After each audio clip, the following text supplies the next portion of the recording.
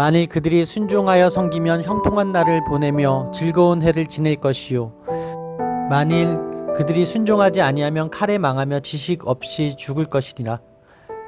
욥기 36장 11절에서 12절 말씀. 아멘.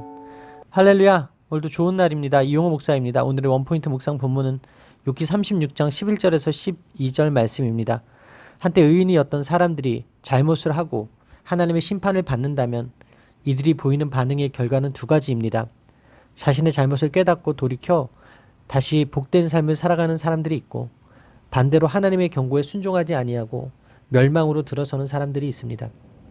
엘리후는 하나님의 주권과 인자하심과 지혜를 언급한 후 악인과 의인에 대한 그분의 통치 방식을 말합니다. 역경의 불 속에서는 두 가지 반응이 가능합니다. 첫째, 긍정적인 반응입니다.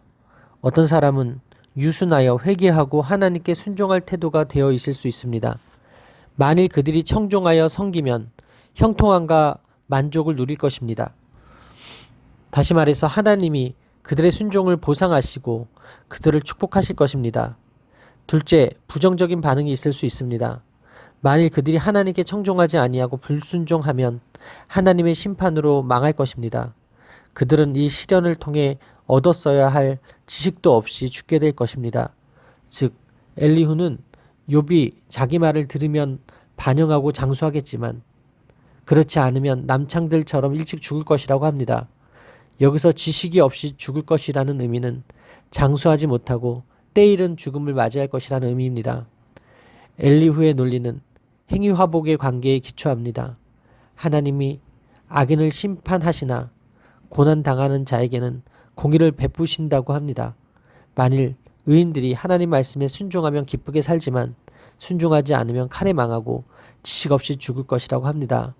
바른 말처럼 들리는 이 말은 상황에 대한 인식이 부족하고 탄식하는 사람에 대한 배려가 부족한 가운데서 나온 것입니다. 이는 욥이 의인이 아닌 불순종한 죄인이라는 전제에서 하는 말입니다. 따라서 오늘의 원포인트 메시지는 옳지만 아픈 말입니다. 오늘의 삶의 적용 포인트는 옳지만 아픈 말을 하지 않고 하나님의 마음으로 이웃을 품고 기다리겠습니다입니다. 엘리후는 욥이 고난을 통해 더 이상 교만해지지 않고 자신을 돌아보며 죄에서 돌이킨다면 하나님의 자비를 경험할 것이라고 충고합니다. 이런 모욕과 협박이 어디 있습니까? 이런 말이 가능한 이유는 역시 하나님을 위하여 하나님 대신 한 수 가르쳐 주겠다는 교만한 마음 때문이었을 것입니다.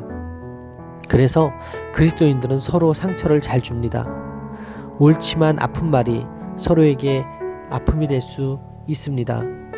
우리는 옳지만 아픈 말이 아닌 하나님의 사랑으로 품고 안는 위로의 말을 해야 합니다.